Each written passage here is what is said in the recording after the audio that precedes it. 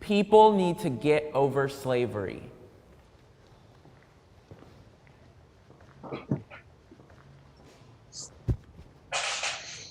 All right, so I guess I started off. I mean, we all know that slavery was a terrible thing. Yes. It was an atrocity. Right. It was a human tragedy. But Yes. we can't just be talking about slavery every day. It ended in 1865. This is 2020.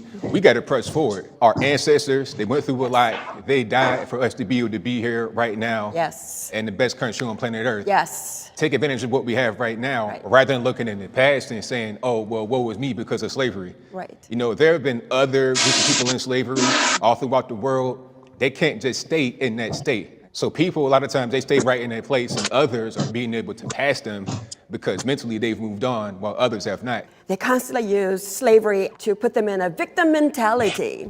We can't accomplish this because you enslaved my ancestors. Slaves were taught English.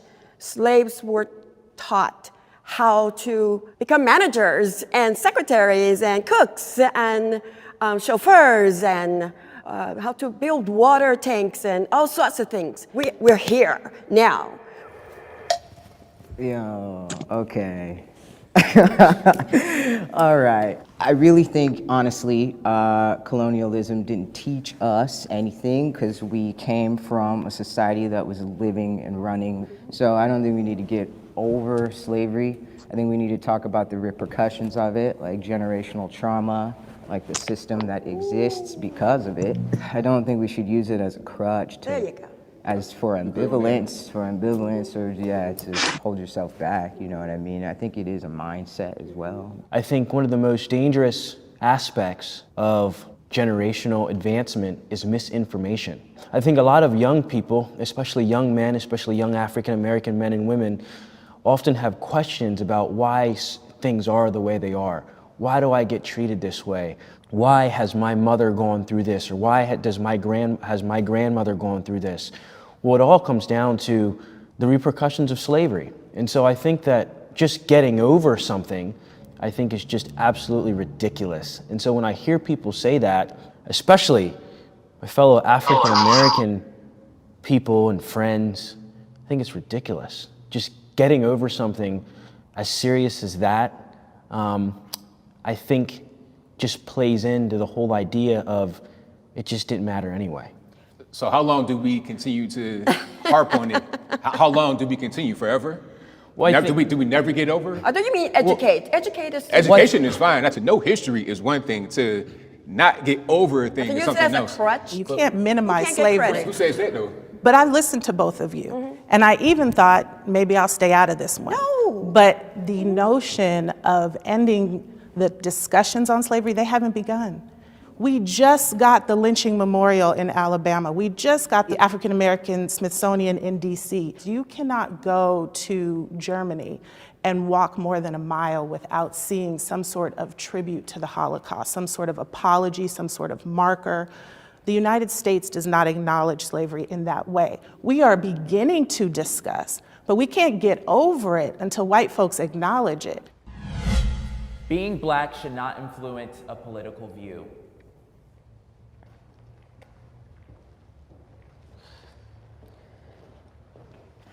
So, Of course not. yeah, being black should not really influence how you think politically, because what's good for us as black folks should be the same as everybody else. It should be from the point of view of me being an American and wanting the best for me in America. I will vote for the best person that is running. And so far it's been, in my situation, it's been Republicans, conservative Republicans.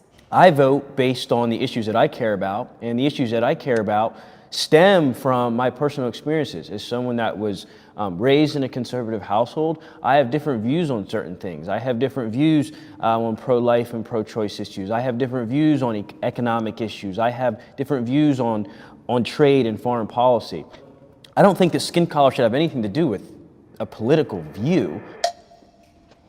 I would say I definitely don't vote for candidates just because they're black. Ben Carson We could agree never on get my something. vote. Yeah. However, I do feel very much a part of a group. I feel like I have a shared history with black people and descendants of slaves in this country, and so I do not vote just based on what's okay for me. I think people should vote for what's in the best interest of them, and I don't think that skin color should dictate on what your interest should be based on skin color.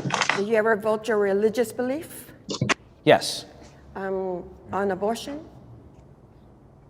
Have I ever voted my religious beliefs on abortion? Yes. Yeah, I have. And what's your religious belief on abortion? We're not even talking about abortion. It's nothing to do with this No, but conversation. it's black. We have nothing to do with this conversation.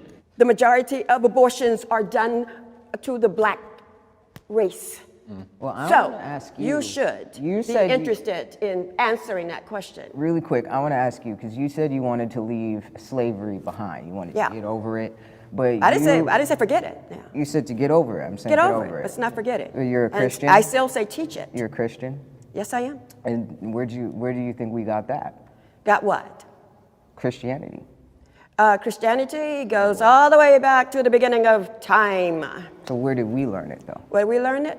Well, the Egyptians had religions, the Jewish taught No, religion. where You did mean the in African America? diaspora? In America. Your lineage, yeah.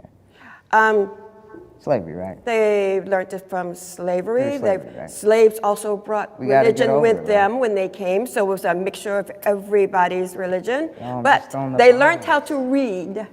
So what they learned how to read was the Holy Bible. Well, we knew. And either you're going to believe the Holy We knew Bible how or to you're read. not. We knew how to read. I believe you know how to read Arabic, what? Because it wasn't English. That's my saying. I'm in America now. Everybody should speak English. Whoa. Is that a hot take? Damn, we got.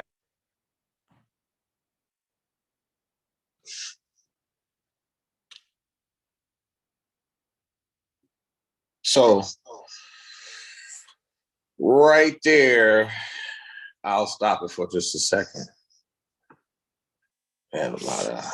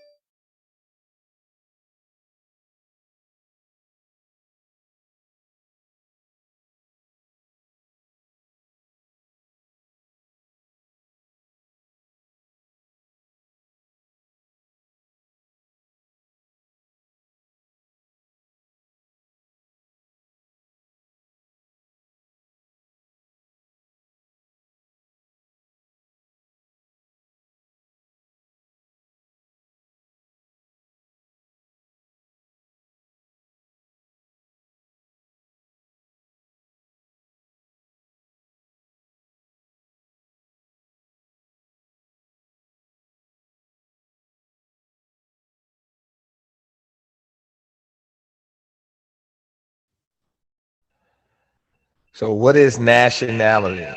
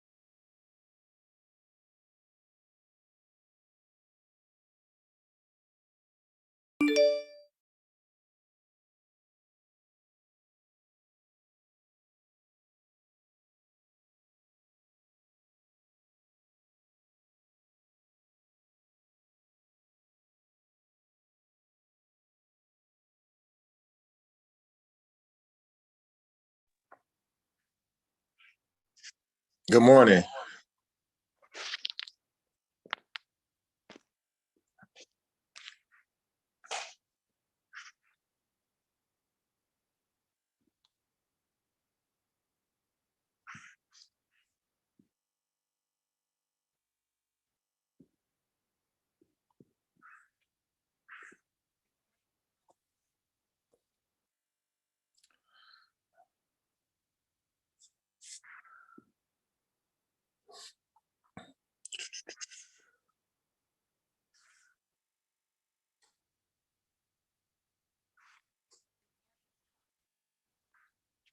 My bad, y'all. I'm playing around with it. Can you hear me? Okay. All right. Just a few keys this morning. We kind of just testing the product and services here.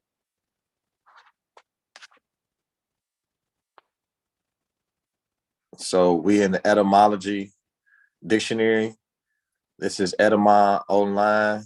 So that's ETYMONLINE.com. That's the source. And we dealing with building back better the American mind, building back Moorish, saving America agenda. But it starts with truth. Starts with truth around the subject matter. So we just found some little material here. I was talking about history, talking about religion, a little bit of religion, mostly politics, why people are liberals versus conservatives. If you're having a hard time understanding what that means, then Google that definitions. It usually hit the terms Republican and Democrats. They're referring to the liberals and conservatives, and both of them have a chance to. We have a chance to examine the values, and then what you want to do is see if where your values lie at, who it lines up with, who you share these concerns about the state of your nation, the state of yourself and your family. So this is mind stimulating around relevant subject matters, because it matters where we at in the world, and all politics are local. So no matter what happens around the globe, especially when it impacts America's interests and national security interests, then that warrants our attention. But first, we got to build back value or understanding why it warrants our attention.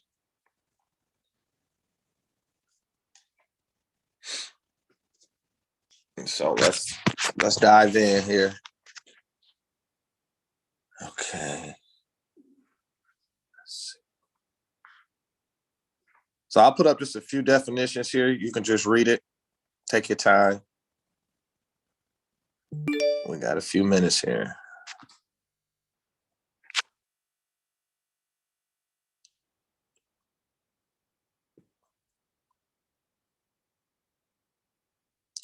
So what it says is Old English. This is the word black, and it's an adjective. So I'll let you guys read it.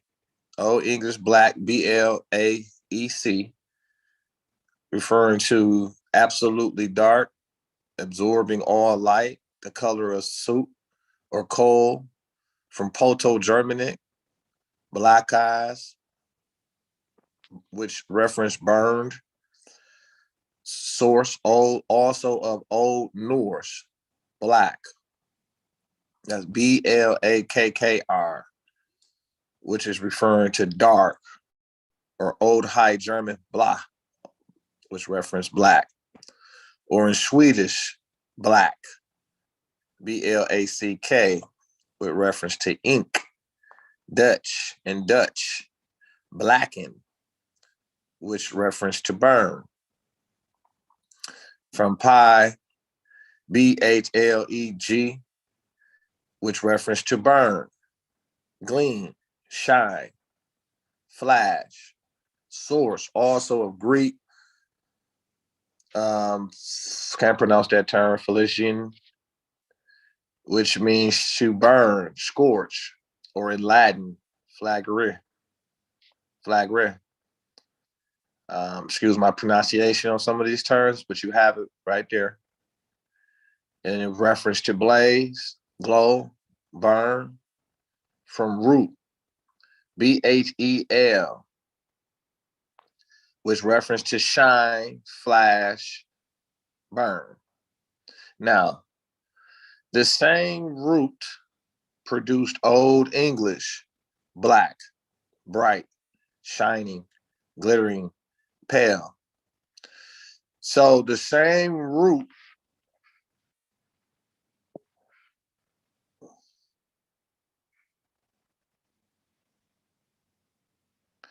So it says the same root in reference to black as an adjective. The same root produced Old English black, bright. Hold on, let me slow down. The same root produced the Old English term black, BLAC, which means bright, shining, glittering, pale. The connecting notions, perhaps, fire, bright, and burn, parentheses, dark. Or perhaps absence of color. So, as you can see here, the Old English term black, where this word originate from, black. We're dealing with etymology, what gives you the origin of the terms. And as you can see, black means bright, shining, glittering, or pale.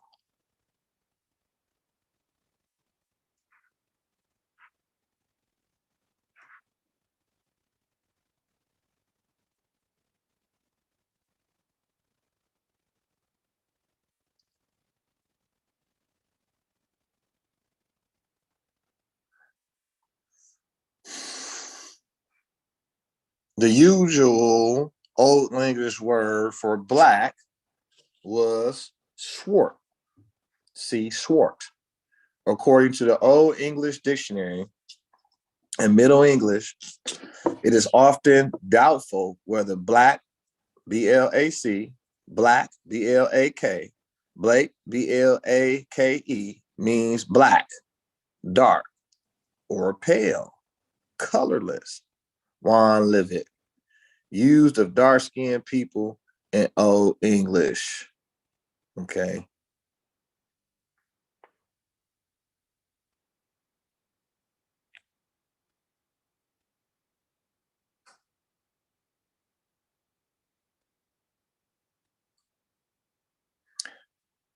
Now, black, now we just got done examining black as an adjective, which gives a description of the noun. So the shirt would be the noun and the color would be the adjectives. Now we going into the part of speech which identifies or attempts to identify as black as a noun, which we got to identify the parts of speech so we can use correct grammar for comprehension purposes. Now we can go right into black now. Old English black, right? That's BLAEC. Now we dealing with the term where it originates from, Old English, right? And remember, they just said they were all of African descent, and they're referring to themselves nationally as black or black people or colored people or colored man or black woman or colored woman, people of color. So we want to get in here and understand exactly what we're doing and the impact, the legal implications and the impact politically on a global political scale. What does that mean? Because we seem to be the people that seem to be confused about politics, global politics, the national political affairs, and how do they fit into this reality, right? So we're gonna get there today. So we in the etymology dictionary, the online dictionary at ETYMONLINE.com. That's our source that we're pulling our information from. Why etymology? Well, Google etymology. Etymology gives you the original term with respect to its original meaning of the word and its original application or use of the term. Okay. So that's why we in the etymology, because we need a foundation to build upon. So we need to go back to get a clear and concise understanding of the words we're using on a political platform and the implications and the ramifications of the use of those terms and the pledging ourselves into that status. So black as a noun, it's an Old English, BLAEC, black. And it has the color black, comma, also ink, from noun use of black, adjective, right? From late 14th century.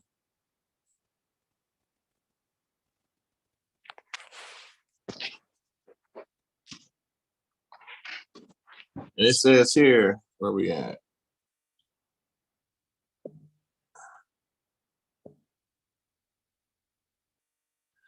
It says from late 14th century as dark spot. Look at the timeline, 14th century, as dark spot in the pupil of the eye, the meaning dark-skinned person, African, is from 1620, perhaps late 13th century. And black amour is from 1540. So the 15th century, and it's meaning black clothing, especially worn in mourning, is from 14th century. So you can see the word black, it does not have an ancient foundation that's published. So as far as the word can go back, 14th century, perhaps late 13th century. So let's just say roughly around the end, towards the end of the 13th century, coming into the 14th. This here. So around the 14th, the beginning of the 14th century, perhaps late 13th century, going into the 15th century. So we know now, before the 13th century, for sure before the 14th century, you did not have our the people today that's calling themselves black were not black during this time period. That was not a national identity of the people who's using that term today to identify themselves on a national and international level. And so when the brother was talking about, well, how did we even know about Christianity? Who taught us, right? And so that's just one half of the equation. That's just a part of the equation. It's a major part because it's dealing with your psyche, your psychological stability, your ability to know who you are, where you come from, so you understand how to navigate the 21st century. And hold on, let me pull my screen back up. 1 second.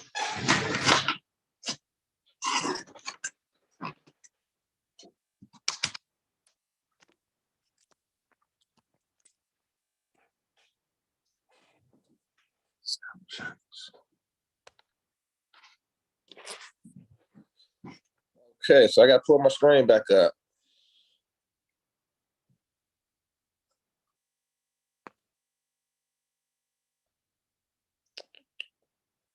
Thank you for your patience.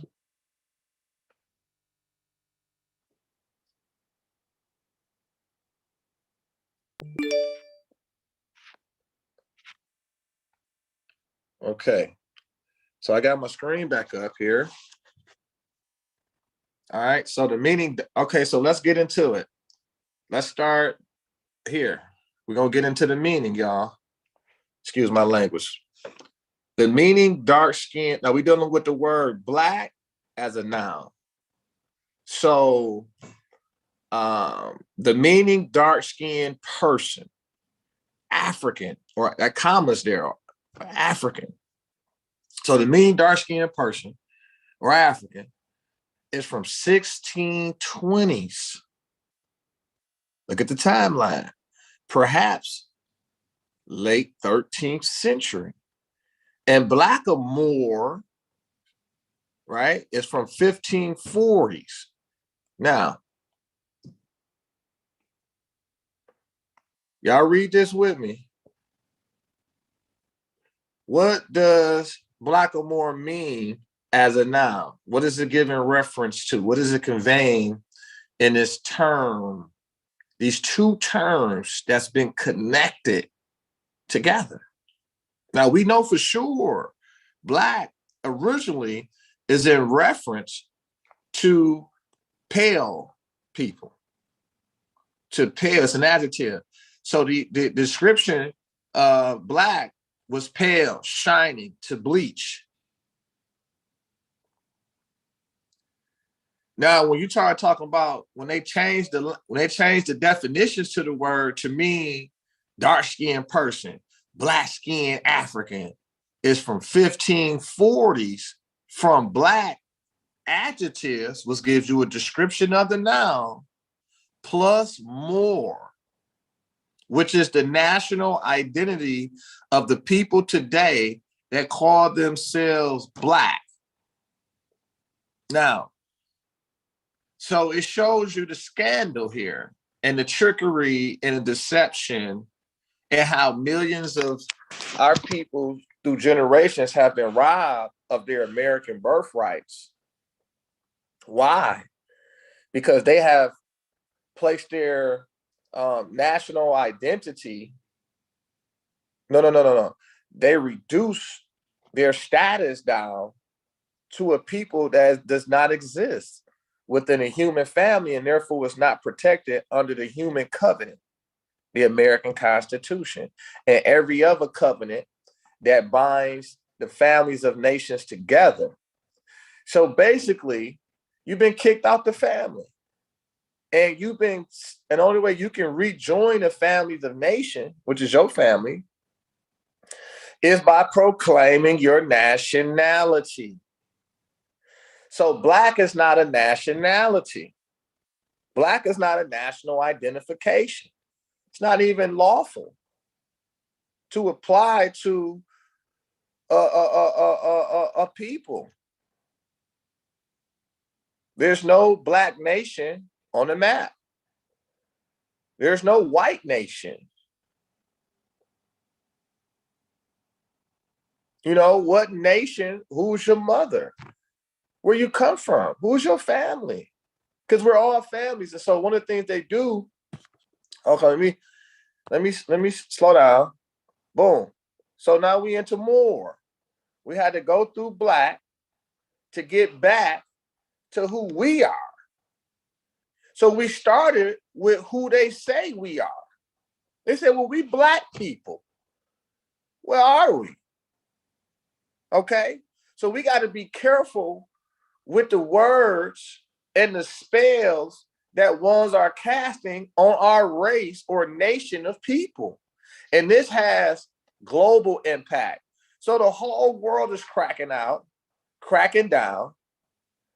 Basically, devastation and tragedy and catastrophic events from global warming and everything else is due to the fact.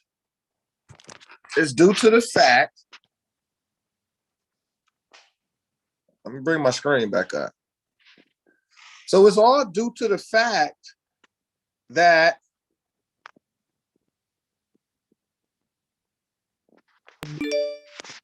hold on, we coming back online, y'all. Now, it's all due to the fact that we run around here talking and don't even know that we have a covenant.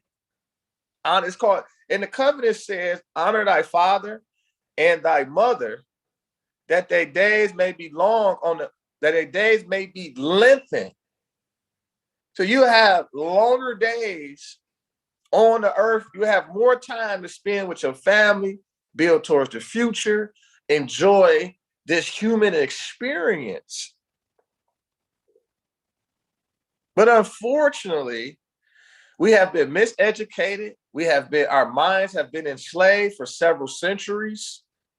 We don't know the language anymore. Okay. So let's go into more as a noun, the national identification of the people who've been told that they were black, Negroed, and colored and refuse to read public published information that's online.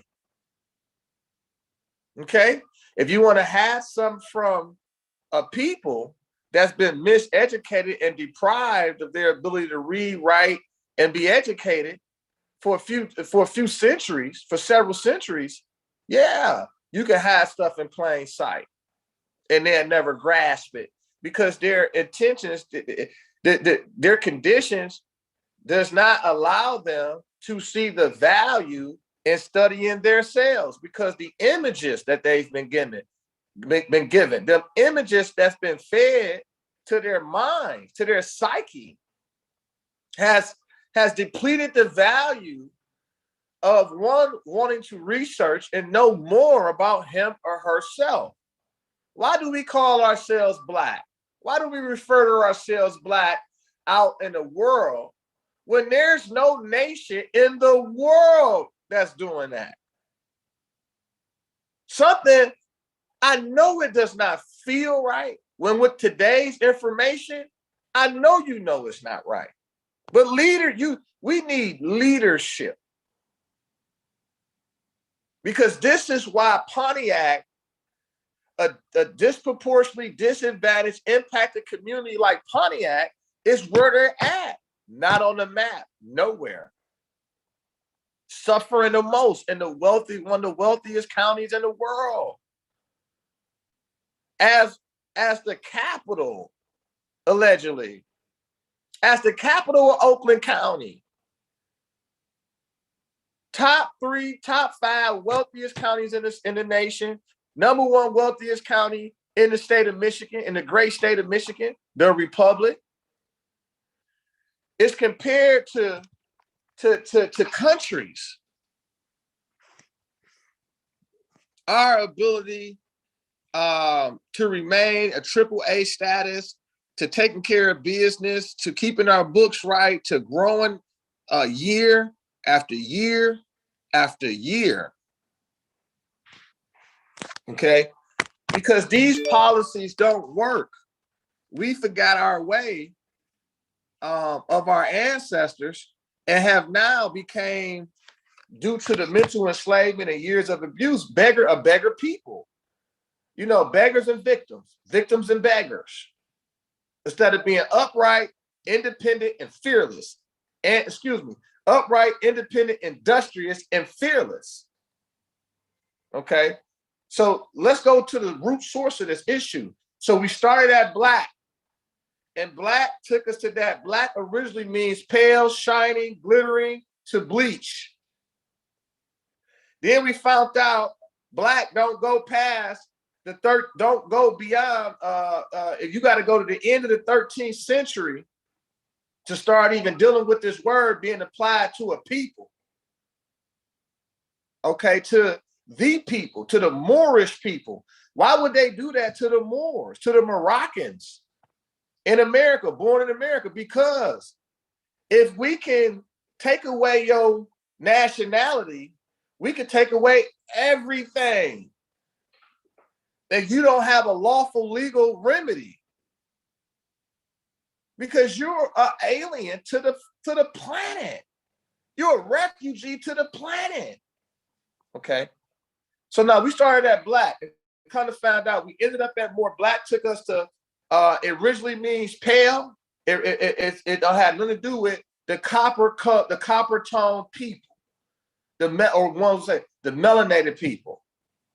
But when we get into the definition of American, it's going to teach us that American means any of the copper colored various natives on the land before the Caucasians of Europe arrived to the American continent. All right, so we know that we've been here for millions upon millions of years. Okay, and you know that from evidence, the facts. The landmark of that truth is the pyramids and the mounds all over America, North, South, Central, Mexico, and the adjoining islands. And we know the mound builders, we know the pyramid, we know that we ruled these lands and we ruled the planet. And we'll get more into that in just a second. But let's just deal with the definitions. A lot of people just don't want to deal with the language when your history is hidden in the language. You don't even know what you're saying half the time. Trust me, I always failed English class when it was time to sit there and learn the language. I wish I would have paid more attention now. So let's dive in. Let's take this opportunity to get in there. So more as a noun, more nouns is a part of speech that we got to make sure we understand the grammatical lessons here because that's your comprehension. This part of speech now. Black is an adjective. An adjective gives you a description of the noun. Noun deals with people, places, persons, things, etc., ideas, etc. Okay? So more as a noun. What does it mean? North African Berber, one of the races dwelling in Barbary, late 14th century. And well, let's get into that. Well, who was Berber? What is the Barbary? Who is these people? So Berber and Barbary is one of the terms that they use to cover up the Moors. Another name, another term they use to conceal and hide our true identities. So we started at black, adjective, went into black as a noun, kind of found out black is a fraud. It means pale. I'm not pale. Okay. Then number two, black was used to conceal the Moorish true identity. And we're going to get into why. This is how we're going to lead up into a brother named Prophet Noble Drew Ali. Okay. And we're going to get into why they did this. So more, we started at black adjective, found out black adjective means pale in reference to the pale Paleoites or the pale people. And this word was introduced into the families of nation through science. And that's a whole nother section that I'm not going to cover today. So more, North African. So automatically, as soon as we read more, we went from black adjective, black as a noun, took us to black or more. Then we went into the Moor. We found that Moor is a noun, deals with people. So Moor is a noun that deals with a nation of people. Well, what people is this? North African. Wow. North Africa. Everybody talking about we from Africa, but they're not understanding or even understanding that all of the land was connected. So in actuality, we in North America is North Africa. But we'll get into that at another time. We just want to understand better the language so we can start our research into the right direction, right? The first research got to deal with the language. And I'm sorry, because my phone cuts off that quick. Like I said, this was really a test run, but hey, we on the run now, so we got to go. Boom. So boom. North African Berber, one of the race dwelling in Barbary, late 14th century, placed special attention on timelines, late 14th century, because a lot of these brothers and sisters want to pretend or suggest or erroneously recommend that black is an ancient term, and it's not. It's not ancient at all. It's a few hundred years old, but it's not an ancient term to apply to an ancient people. In fact, it's fraudulent to apply it to the Moorish people today, because this is a direct violation of our constitutional law and international law, because it deprives us of our nationality, our national identity, which deals with our covenant with nations. A covenant, I'm familiar with what covenant means. It means contract, a permanent contract in place to protect the rights of the members of each nation while they in a foreign nation doing business, international trade, international commerce. So since I'm a Moorish American, which means I'm a descendant of Moroccans and born in America. So I'm Moroccan American. I'm a descendant of Moroccans and born in America. So automatically, I'm giving honors to my ancient forefathers and foremothers. We're Moors. We're Moroccans. Now, our permanent place of residence or domicile would be America, which makes us Americans. We're born in America. Now, when you go into the American political history, right, with nations doing business at North, South, and Central Americas, you come to find out that we're the ancient civilization at America. We're the people of the land. The very definition of the term American is us. It says Aboriginal, Indigenous, any other copper. So we know black has nothing to do with the copper tone melanated people in North America, right? That had nothing to do with us. Black mean pale. So if you want to give a description of the people, then you got to call us straight up nothing else but Americans. Because American means Aboriginal, Indigenous, any other copper tone, various natives on the land before the Europeans arrived. Hold on. The screen back up. But you can't be running around here, everything. Okay, come on. You know, I gotta keep going through that. Cool, so I'll keep this in my hand. So, late 14th century, from Old French, now we go into the different nations or the different languages of different nations, of other nations, and their pronunciation and spelling of the term Moor.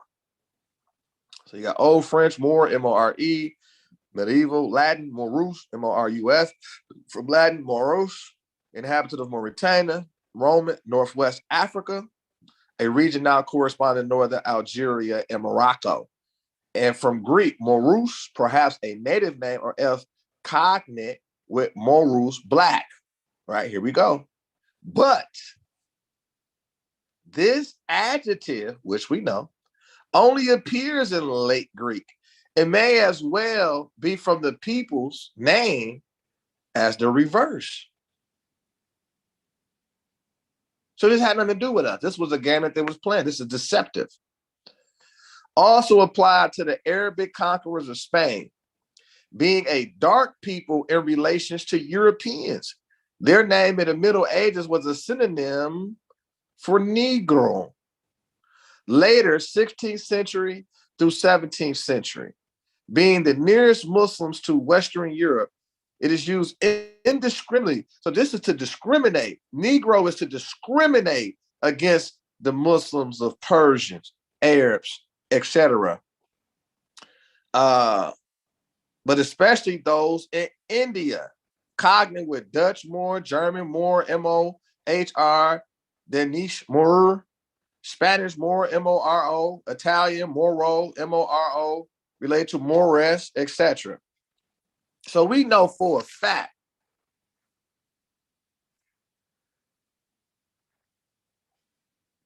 that the Negroes are actually Moors, and that they started to play this game during the perhaps the late 13th century, definitely during the end of the 14th century, when they wanted to conquer our lands and our territory and claim our gold and silver and take all of our wealth. And so they did it, and they was able to maintain that through miseducation, misinformation, disinformation campaigns from the 17th century, 18th, 19th, all the way into the 21st century to right now today, where you got hordes and hordes of Americans are denying their American birthrights and taking on the Black privilege status. And then when they're denied or restricted, when their privileges are restricted and denied, and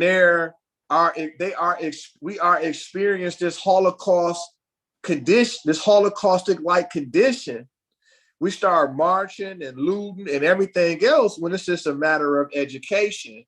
And because what the education do is let you see who your enemies are, which are the ones who are sitting in your institutions today as your leaders, and they have been intentionally dismissing counterproductive information that has been destroying our community and has not brought any legal or lawful remedy that is constitutional in its nature.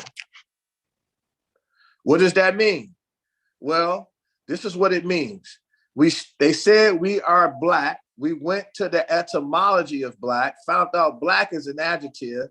It is not a noun. That is a grammatical error in violation of the grammar law.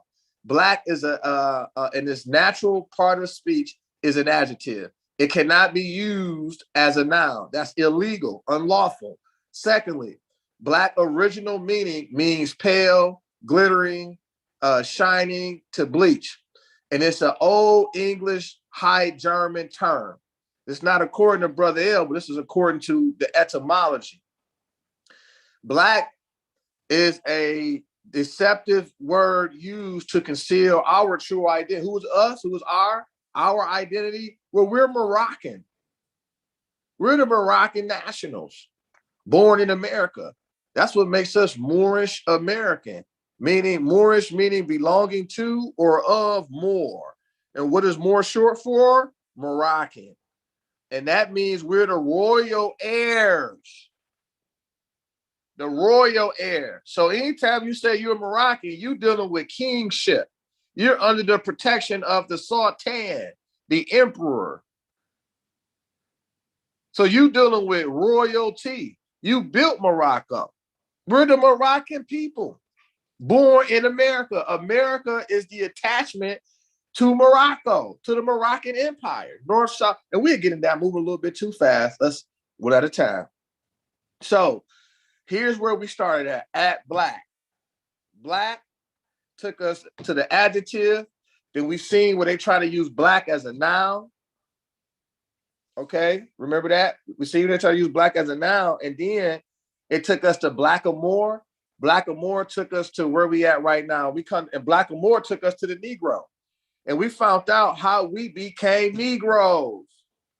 We found out how we became Negroes, how we became Black people, right? We've been beat up on. So it said, now imagine we have Moor now. Moor is a dark people in relations to Europeans. Our name, our national identity in the Middle Ages, that's during the conquest of our people. when they was killing us and doing everything else, you know what happened? Slavery and the Crusades and the Spanish Inquisition, all these wars that took place between the Moorish and the Christian nations, because the Moroccan nations are Muslim nations. They're Muslim countries. So we kind of found out the Negro are actually Moors.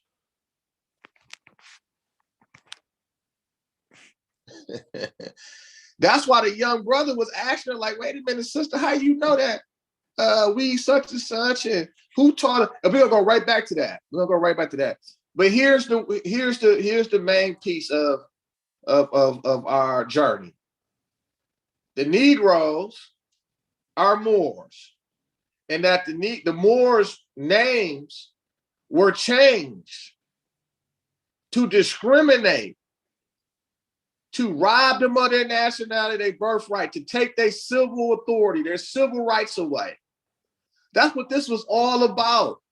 Because nations are protected, our allies are protected, and Morocco is an ally.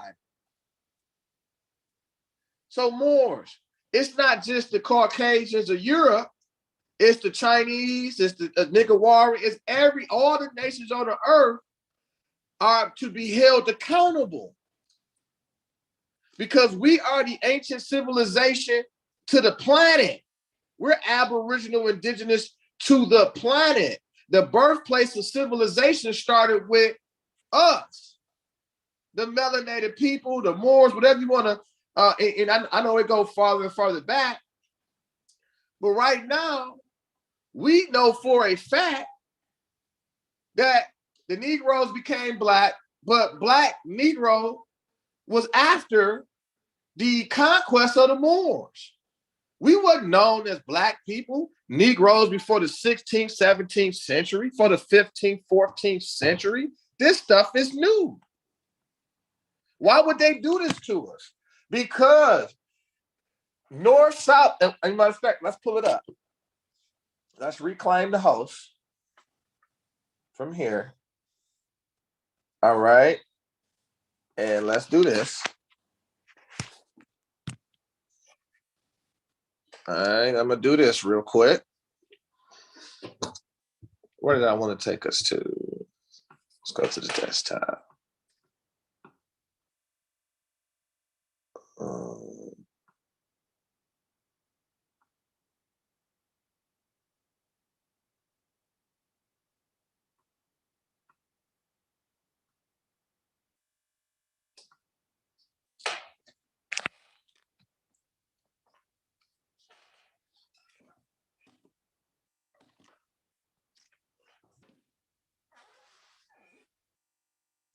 To the Black. Well, so you should be interested in answering that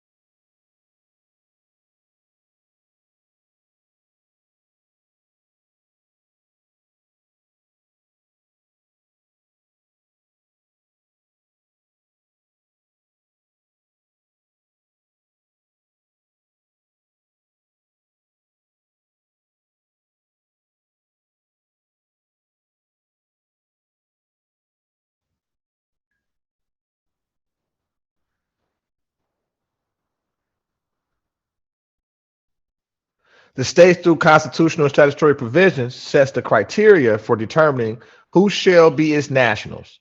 The rights of states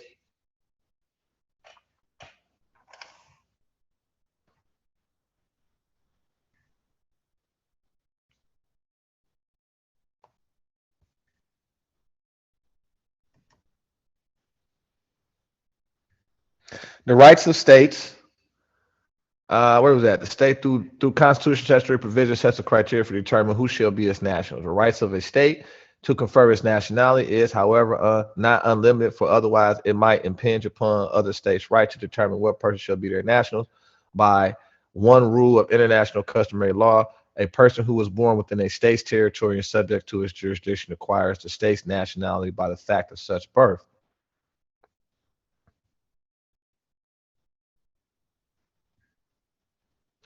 By another rule, one has nationality as an inheritance from one or both of one's parents. States vary in the use of the two principles.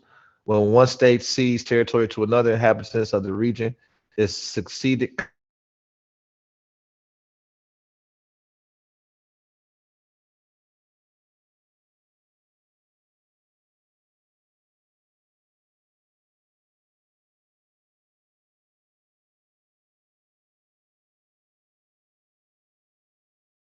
clauses making it optional for them to surrender their own nationals.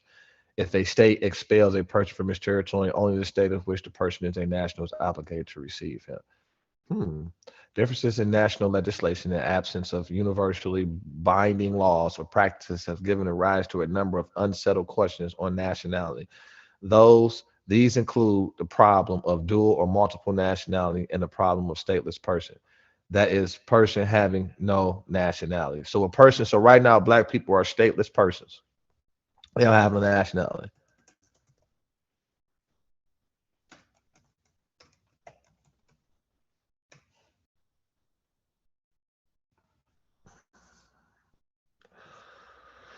So, go on to the legaldictionary.org, which is pretty much it's the legal dictionary second edition. It's really Black's Law Dictionary, free online legal dictionary second edition. What is nationality? The quality of character which arises from the fact of a person belonging to a nation or state. So that right there alone, it's a fact. Each person is born of a nation. It's a fact. It's a fact. So all the people call themselves black are actually descendants of a nation, and they don't know their nationality and are told, misinformed, that black is a nationality, and it's not. Okay, America is where you're born at. Man, what is your nationality? Nationality determines the political status of the individual. So it's the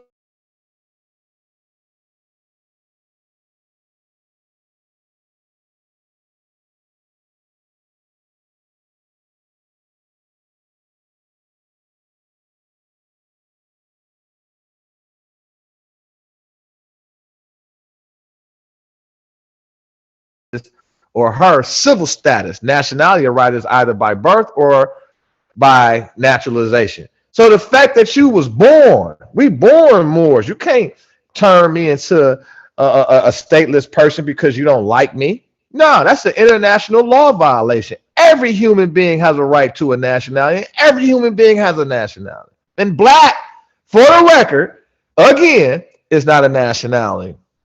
And so you know what? We got to leave something for our next episode.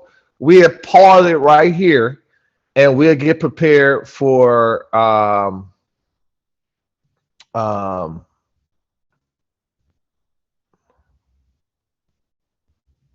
see where we at. All right, so we're here, and we're going to we're gonna pause it right there, ladies and gentlemen. We got to give y'all some for the next episode. We can't give y'all everything right now. We're gonna have nothing. We're gonna have nothing for tomorrow.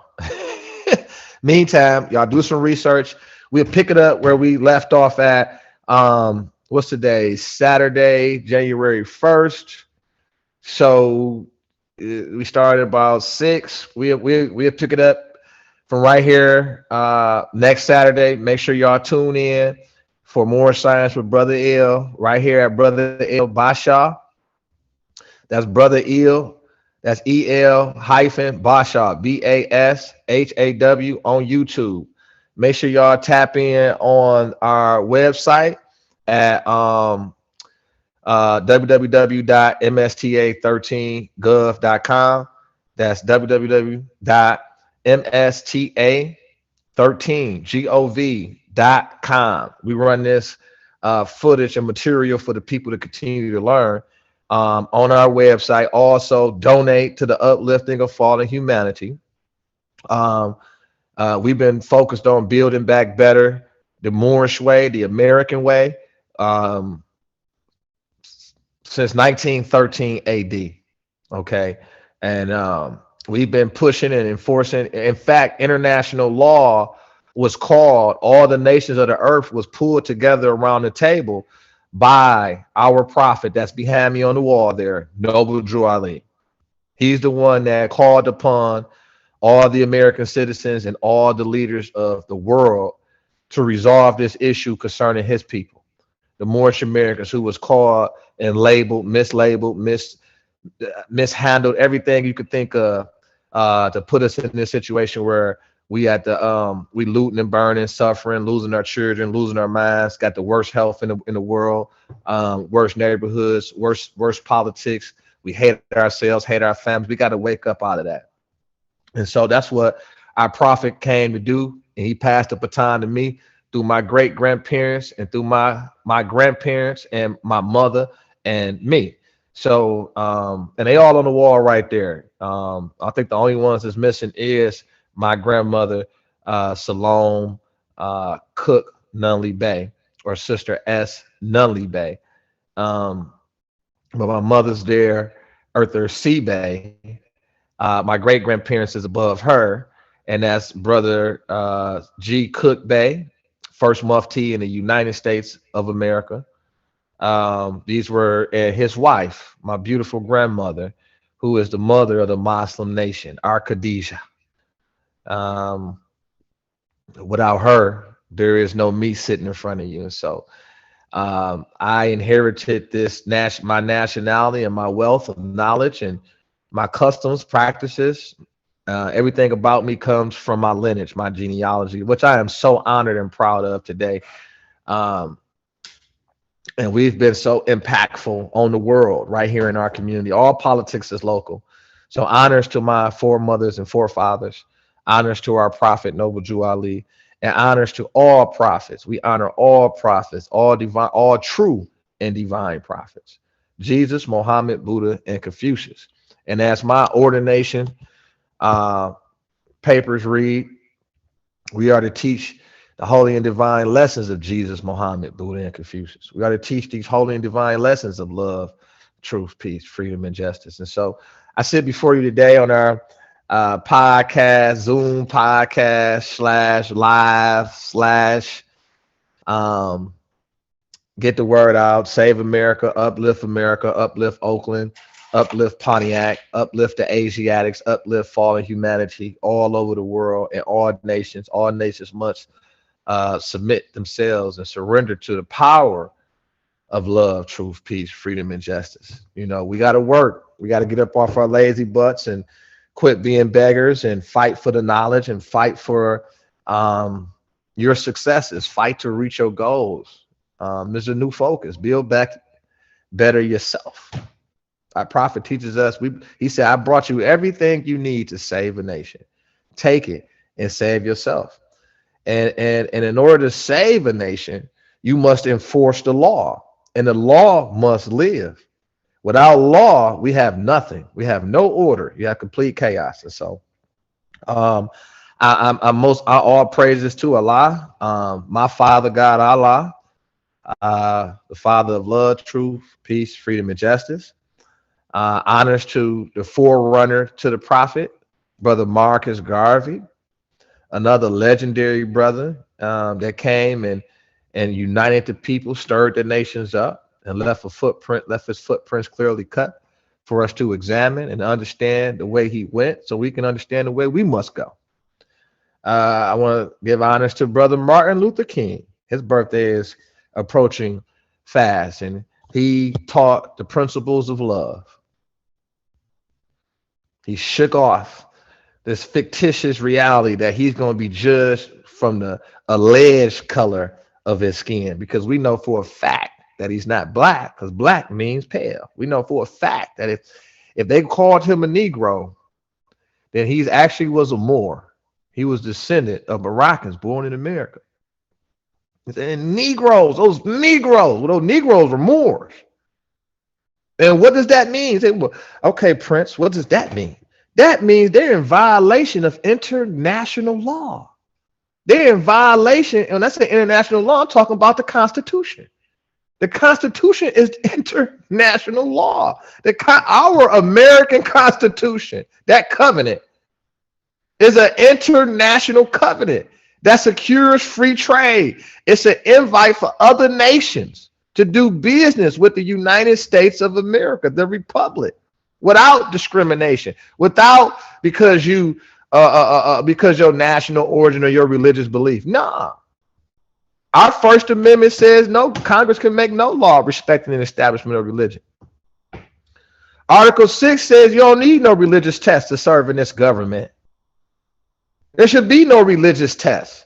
So there is no religion. So the United States of America is an international platform. Our Constitution applies anywhere in the world to Americans, and it reshapes entire governments on how they gonna deal and do business when Americans are around. Okay, and so you gotta understand the power of our Constitution, because we set this up. The Moorish set this republic up to end centuries and centuries and centuries of wars. You know, and we're gonna get into that. I ain't have a chance to really tap in. I want to take us there to some more historical data, information, political data, and information that's preserved in law, where we're able to go into the National Archives, we're able to go here and travel and examine history for what it is, and then listen to the leadership explain this to us. But if we don't know that black means pale, and that it's an adjective, and that it does not denote a national identity or status, it's actually the opposite. It strips you of your national status that's protected by it strips you of your entitlements, you know, and only confers you privileges that you got to pay for. You got to operate under feudal law and not constitutional law. So there's two different systems in place, right? You got feudal law, which deals with privileges, which means that you got to deal with a fee. So if you want a car, it's a fee. You want to travel, you need a license, it's a fee. You want to eat, you need money, that's a fee. And that's not money, not in accordance with Constitution. That's feudal law. Okay. See, your Constitution been under attack way back with Roosevelt. In this great bankruptcy that we never came out of, 1913. In not 1913, excuse me, they started to set the process up, and the Prophet Noble Drew Ali caught him. Right? And he came and set up our trust, reactivated our trust fund, because at that time, it was nobody called Moors that looked like us. We were all black and Negroes. Right? So you're like, well, okay, I'm gonna give you one more before I leave out of here. Okay. Well, no, I gotta say something. Okay, but now you got to go in Article 6 of the Constitution. Article 6, Clause 1, Clause 2, Clause 3. Article 6 deals with treaties, and then all covenants before the 1789, 1790 Constitution, right? The covenants before that is valid. And like, well, all debts, open the sentence, all debts and contracts engaged into prior to the adoption of the Constitution is valid against the United States under this Constitution as under the Confederation. Talking about the Articles of Confederation, Articles of Association, Declaration of Independence, the treaties. All of this are one documents in the organizing of the United States, setting it up, getting the structure right. making sure the institution is operating in accordance with our laws, the Moorish laws, Moorish code, which was codified in Constitution, the American Constitution. And you can see when you Google the U.S. National Archives.gov, and you go in and get the letter from George Washington to the Sultan or the Emperor of Morocco, or the Emperor of the Moroccan Empire, that they had to set their institution up in accordance with Muslim law, which is constitutional law. Okay, that's why you have those clauses in there, like Article 4, Section 4 of the American Constitution of 1789, ratified in 1790. And Article 4 Section 4 states that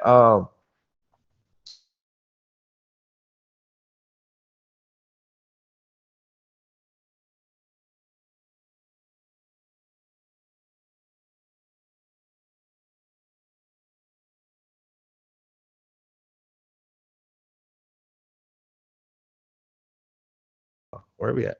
Republican form of government shall be protected and guaranteed in each state. So you say, well, these are protected from invasion. Now, what is a republic? What is a republic? For the people, of the people, by the people.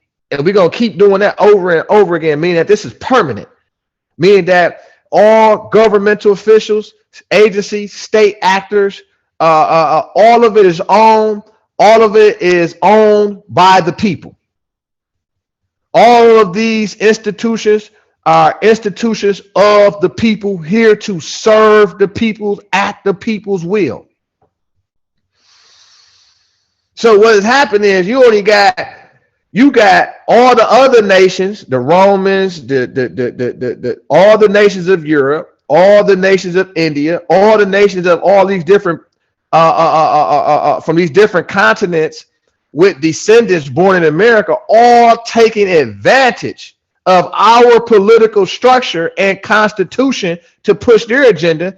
And while the organic de jure aborigines are not even included in the conversation, number one. Two, they don't even know that they're aboriginal indigenous to North America. They don't even know that they're the ancient civilization to the land, on the earth.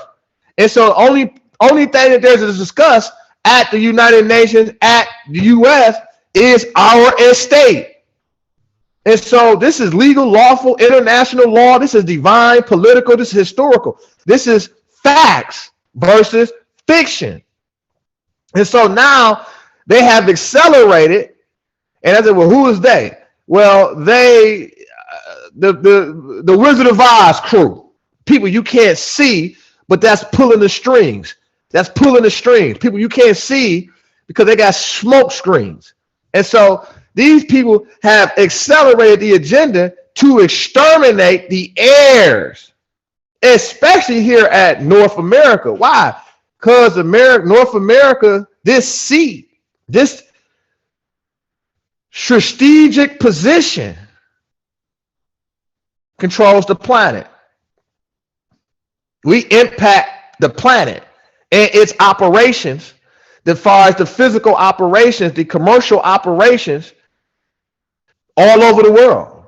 That's why we can sit up and say, hey, if you do this, you're going to get sanctions like you've never believed. We're going to, we're a world superpower where we can issue edicts and it has an impact, an international impact.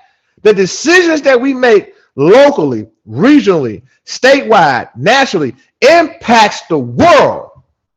It impacts the world commercial order. It impacts everything that happens on the planet. So when we have a missing piece, meaning that we got a seat at the national global table, right?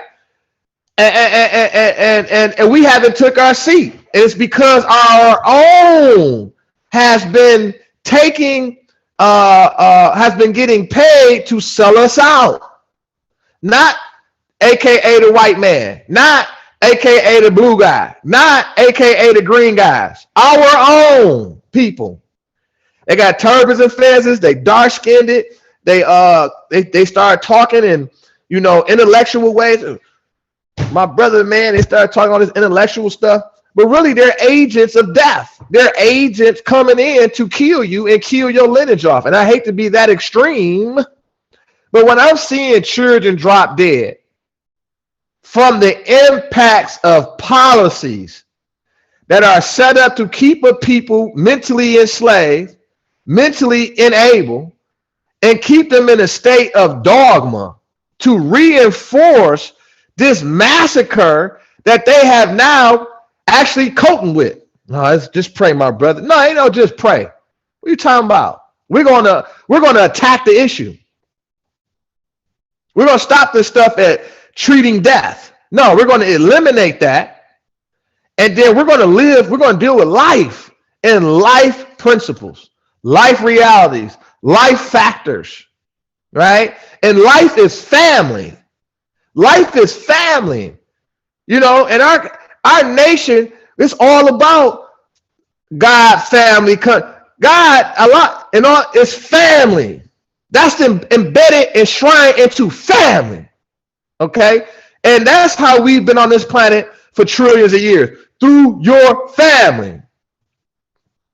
Through your family, okay? And these teachings were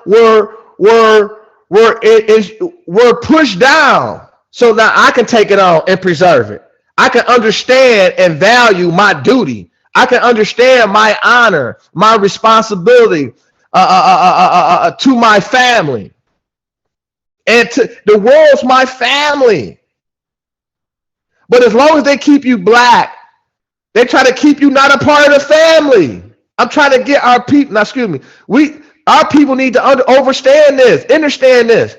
These are your family members, man. They talking about they white, you black. Nah. What's your nationality? Right? Oh, I'm German, you know, and all you do is look at their family name, not their first name, their last name. That tells you who they are. You know, our people got to know how to know. Our people got to know how to know. What's their last name? And then Google that. Boop, boop, boop, boop, boop, boop. And you say, well, oh, cuz Russian. He Italian. And then they'll tell you, look, man, we came over here. My great grandfather came over here as a criminal. A lot of people don't know that the so-called New World, aka North America, you got in trouble in England. They shipped you over here to serve your sentence over here on the plantation as an indentured servant. And after you serve your time, you can either go on, push on, create a new life in the new world, or you can return back a free person, not in trouble no more. So this was actually a prison system over here in those so-called colonies. Or prison systems. You got in trouble, you got sentenced to 20 years, they sent you to the new world. Hopefully you make it on that ship over there. You know, the Moors conducted the first slave trade, the European slave trade. That's how you got millions of Caucasian persons over at Europe. So when we pushing this hate, when we pushing this slavery, when we pushing it, remember, all nations have suffered slavery, and you conducted it, invented it, managed it. But what they've done is take you out of the good and bad to clip you out of history holistically. Nah, you wasn't in this part of history at all, man. In fact, the only part you was in was right here. You was in shade, you was in chains on the ground. Why? They don't want to show you how you did them, what you did to the planet first, outside of taking care of it, making it look good. But these systems that we created were also our downfall. Okay? Also our downfall when times have changed, and now they here and now we in change, right? And so times have changed. And what I mean by that is now we have to change the times again. We have to remember, right?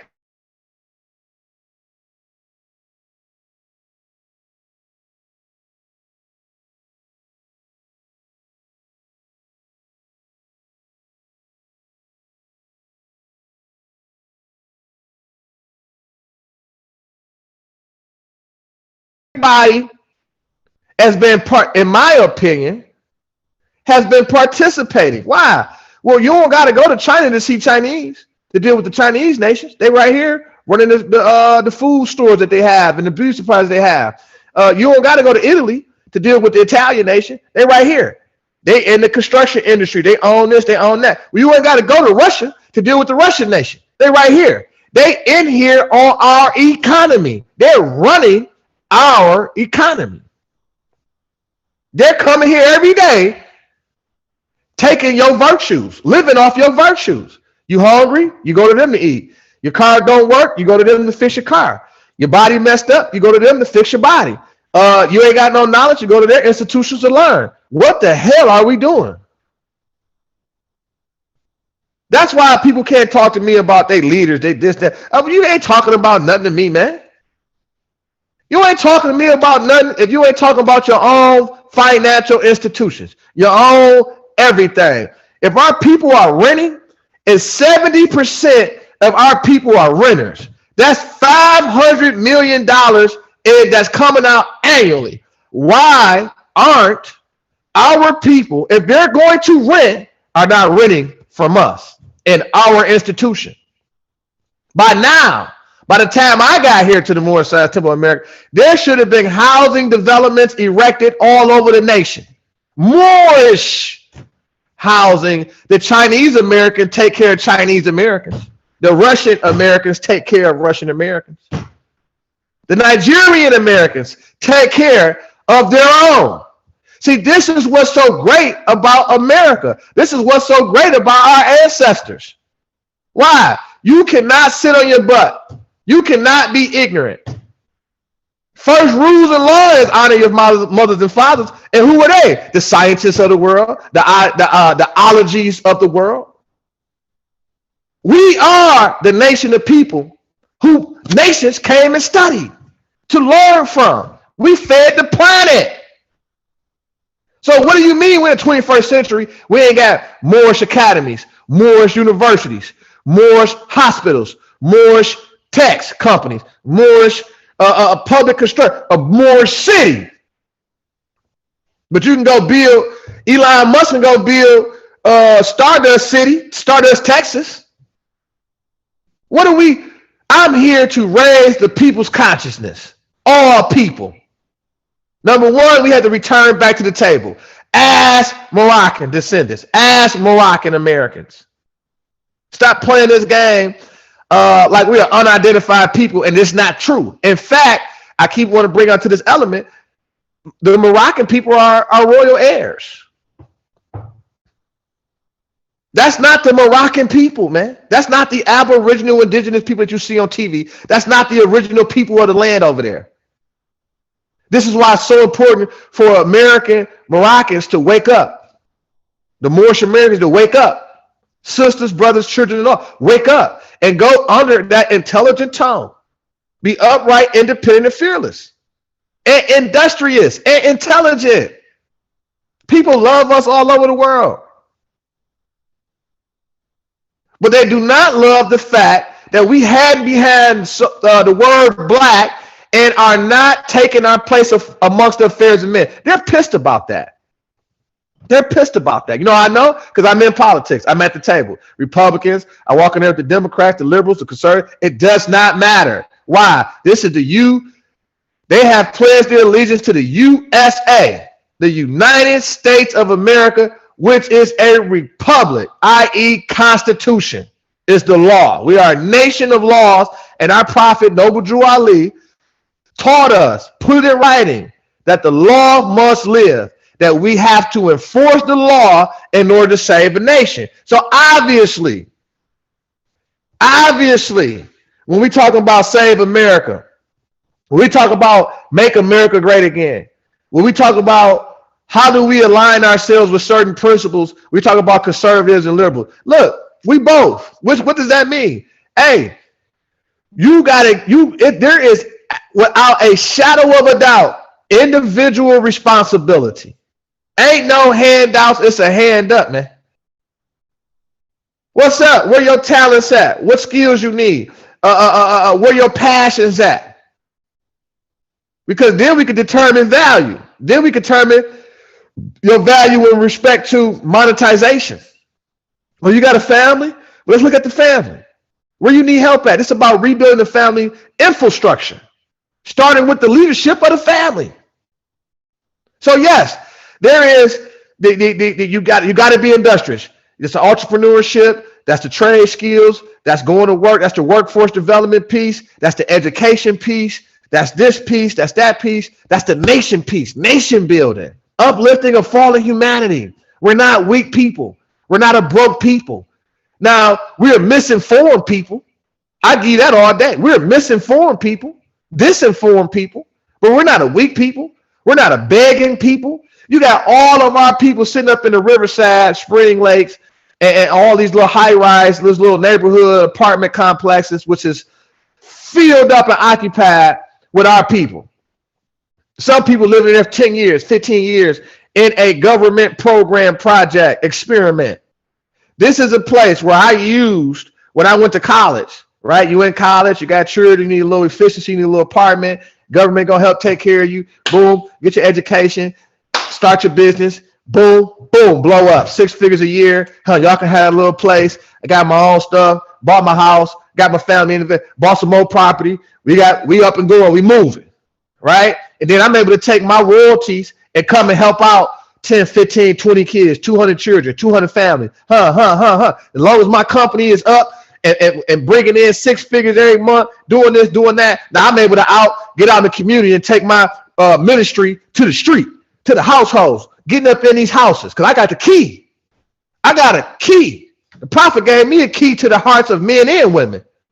And I went through their children to gain access. I took their children and gave them a fatherly love, a part of my children's fatherly love. I gave to the community willingly, willfully. Here is my contribution to the upliftment of fallen humanity.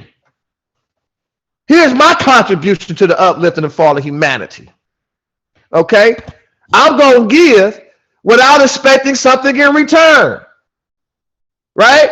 That's one of our concepts from our religious Holy Quran. It says love and don't expect love in return.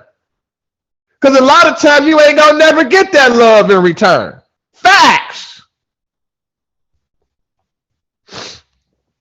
So we got to understand what's transpiring here. You know, like I said,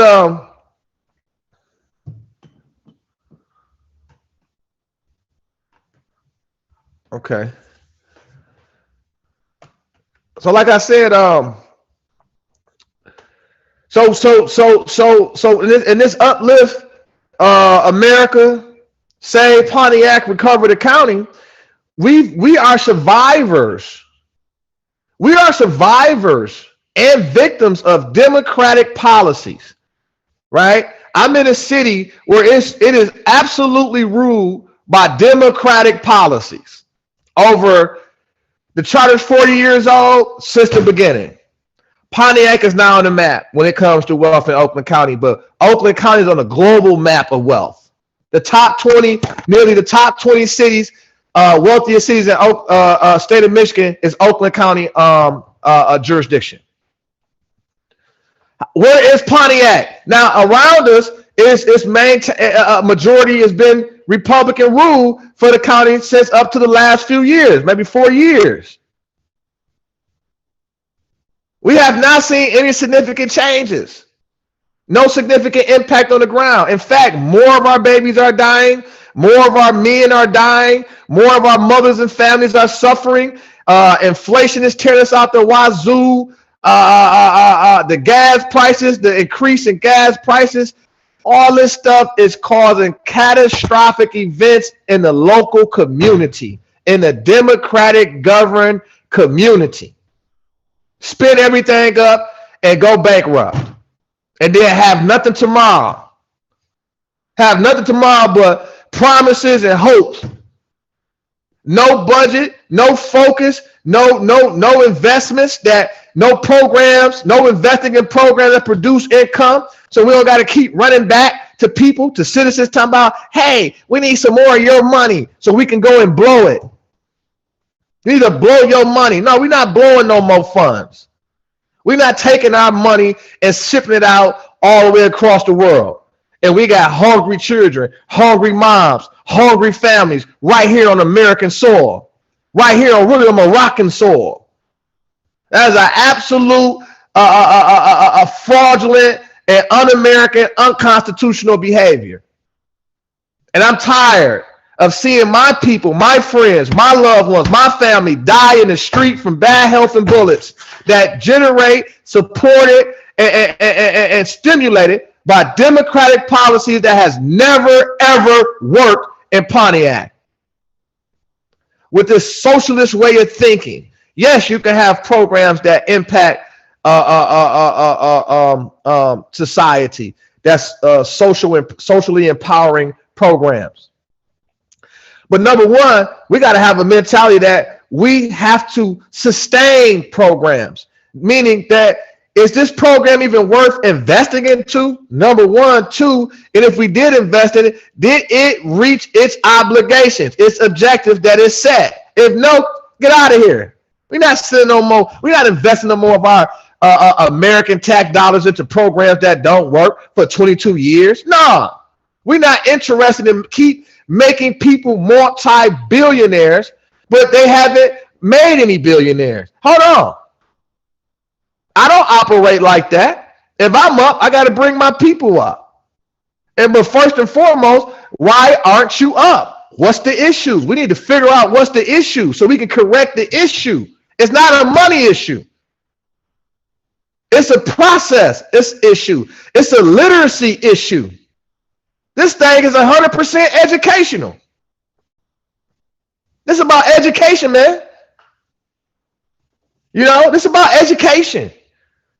Oh, who you are. You didn't come from no broke family, no broke lineage, no broke heritage. You ain't come from no slaves. Man, you came from kings, queens, God-body people, man.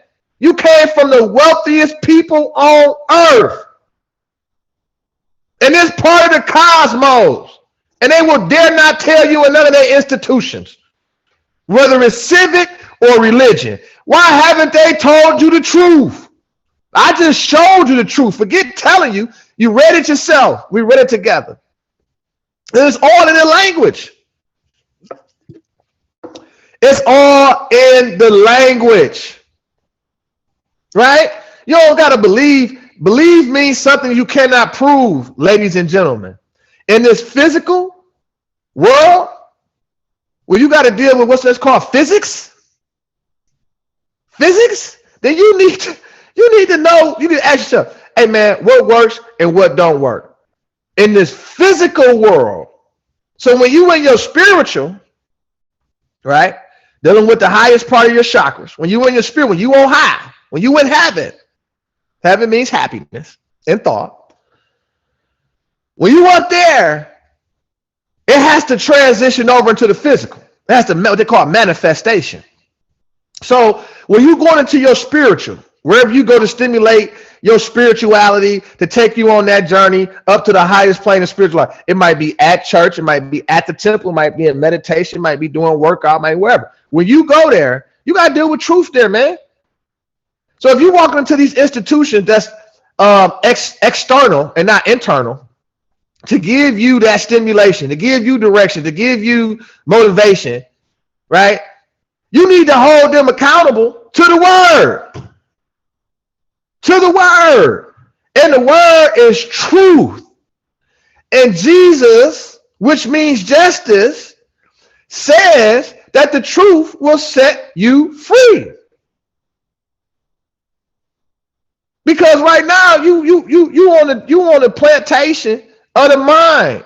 You in a matrix created to you to keep you in prison in your mind. We're here to free you from that mental slavery. I wish I had the red pill, the blue pill on you right now, right? You want this red pill or you want this blue pill, right? You go blue, you go back to sleep, man. They mask you off, you go back to sleep. Your energy, your body, your essence is used as fuel to keep their car going. A nice car too, by the way. It used to be yours. But now you use as the fuel, the gasoline to gas the car up. That used to be yours. You know more than fuel or food for people to maintain an empire off your ignorance. And the ignorance is of self. So yeah, you know, we get it. We get it. So look, let's save America all together because you are an American. That's right. You were born in America. You were born at America on American soil. And your ancestors were not brought over on slave boats. They're the ones who built the pyramids and the mounds over here that are older, thousands of years older than the ones that's built in the Eastern Hemisphere. So let that sit on your melanin for a minute, right? On your pineal gland. You imagine that? Right? But you came over here on the boat, buddy. That's why I gave you the definitions. Webster's Unabridged Dictionary. Look up the definition of American. Look up what Webster's define American as. Any of the copper tone, Aboriginal, indigenous people before when the Europeans arrived, it was a bunch of us moving around, getting money, doing our thing, living our lives, saving the world, uplifting fallen humanity millions of years ago, hundreds of years ago, hundreds and millions of years ago. So I think the United States is about a little bit over 200 years old. Imagine we've been here for a few millenniums. Okay. You don't believe me? Go on a tour to Mexico. Go on a tour of parts of America. Go look it up yourself. We've been here as a republic. As a republic. For the people, other people, by the people. Okay? All people are welcome here. This is the biggest melting pot on the planet Earth. You don't even got to go nowhere to meet the nations of the earth. They already in your neighborhoods. They probably your neighbors. Okay? So, look, I want to keep going and keep going and keep going. That's Brother Ill for you. I'm happy you are joining me today. Make sure y'all visit me at www.voteprince.org. Voteprince.org. You know, my next stop is Oakland County Commissioner. Please donate. We need finances to uplift a nation. Don't hesitate to donate. Donate now.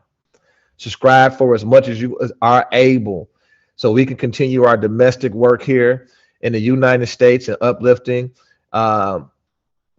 Pontiac, Oakland County, America, and the rest of humanity collectively. So your support goes so far. It is so impactful because this administration and ministry has the ability to make sure that our presence is felt, people are helped, issues are addressed at the highest levels of government. I'm at the table with the rest of the world, and I fought to be at that table. I'm going to continue to fight to stay at that table. I'm going to continue to fight against anything that hurts us as a family. You know, it's the real war is here now. We've been taught to fight each other for so long to ignore the real enemy. And the real enemy is saying, hey, we got them. They don't trust themselves. They don't trust their leaders. Their leaders is all sold out and compromised. Their households is beat up. The structure is all beat up. The policies is detrimental. It's killing America right now. Them democratic policies from the top, they're killing us, killing jobs, opportunities, weakening the workforce, making people hate each other because with no finance, you got straight up drought, and drought supports every kind of mental health issue that we are already suffering from. So your support goes a long way. Your family support goes a long way. Let's get involved. Just about every position, elected position in your community, you should be looking at right now. You should be finding out who is what is what, what's open, what's available, what's impactful, how is impactful. I mean, we got to do a full scale takeover of our country, of our nation, of our streets, of our local politics, our school boards, our school districts, our classrooms, our children. We got to push back against the crime. We got to push back against the gang culture. We got to push back against being disenfranchised from our wealth. That is a crime within itself. And so I'm here. We happy you joined us today. Listen, America, let's get out here and let's